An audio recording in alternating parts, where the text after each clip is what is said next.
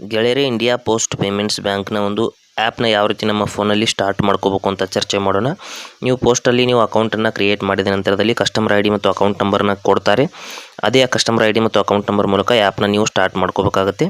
ಯಾವ ರೀತಿ ಅಂತ ಹೇಳ್ತೀನಿ ನೋಡಿ. ಮೊದಲು ಆ್ಯಪ್ನ ಪ್ಲೇಸ್ಟೋರ್ನಿಂದ ಈ ರೀತಿ IPPB ಮೊಬೈಲ್ ಬ್ಯಾಂಕಿಂಗ್ ಆ್ಯಪ್ ಅಂತ ಒಂದು ಇನ್ಸ್ಟಾಲ್ ಮಾಡ್ಕೊಳ್ಳಿ. ಮಾಡಿಬಿಟ್ಟು ಇಲ್ಲಿ ಓಪನ್ ಅಂತ ಕ್ಲಿಕ್ ಮಾಡಿದ್ದೀನಿ.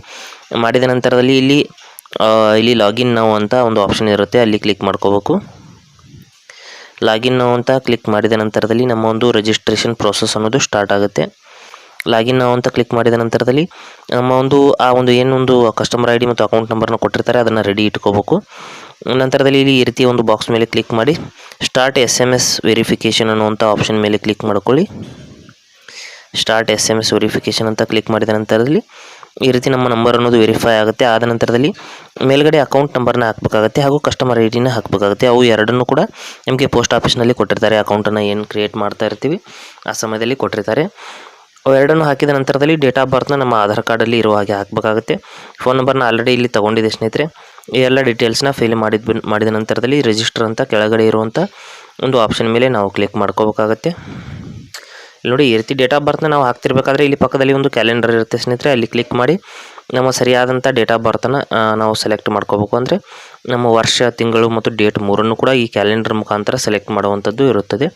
ಇಲ್ಲಿ ನೋಡಿ, ಈ ರೀತಿ ಒಂದು ಕ್ಯಾಲೆಂಡರ್ ಮೇಲೆ ಕ್ಲಿಕ್ ಮಾಡಿದ ನಂತರದಲ್ಲಿ ಇಲ್ಲಿ ವರ್ಷವನ್ನು ಈ ರೀತಿ ಸೆಲೆಕ್ಟ್ ಮಾಡಬೇಕಾಗುತ್ತೆ. ಇಲ್ಲಿ ನೋಡಿ, ಆ ಕಡೆ ಸ್ಕ್ರೋಲ್ ಮಾಡಿಬಿಟ್ಟು ನಾವು ಹುಟ್ಟಿದ ವರ್ಷವನ್ನು ಮೊದಲು ಸೆಲೆಕ್ಟ್ ಮಾಡಬೇಕು.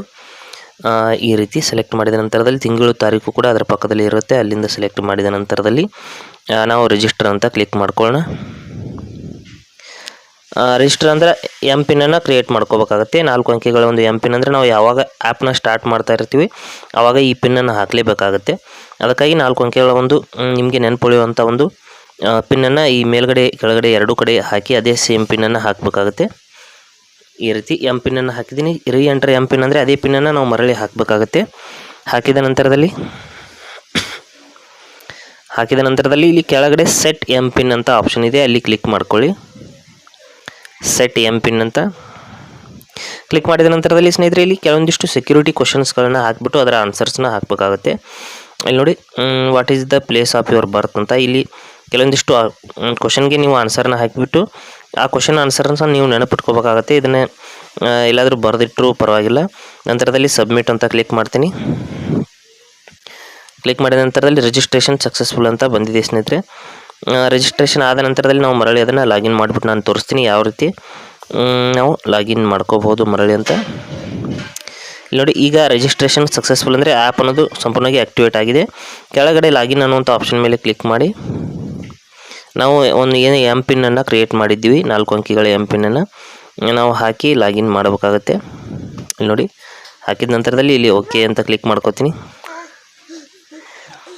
ಕ್ಲಿಕ್ ಮಾಡಿದ ನಂತರದಲ್ಲಿ ಇಲ್ಲಿ ಕೆಲವು ಬಾರಿ ಈ ರೀತಿ ಸೆಕ್ಯೂರಿಟಿ ಕ್ವಶನ್ಸ್ನ ಕೇಳಿದರೆ ನೀವೇನು ಸೆಕ್ಯೂರಿಟಿ ಕ್ವಶನ್ಸ್ನ ಕ್ರಿಯೇಟ್ ಮಾಡಿದ್ರಿ ಆ ಒಂದು ಆನ್ಸರ್ನ ಏನು ಹಾಕಿದರೆ ಅದನ್ನು ಈ ರೀತಿ ಸರಿಯಾಗಿ ಹಾಕಿ ಸಬ್ಮಿಟ್ ಅಂತ ಕ್ಲಿಕ್ ಮಾಡ್ಕೊಳ್ಳಿ.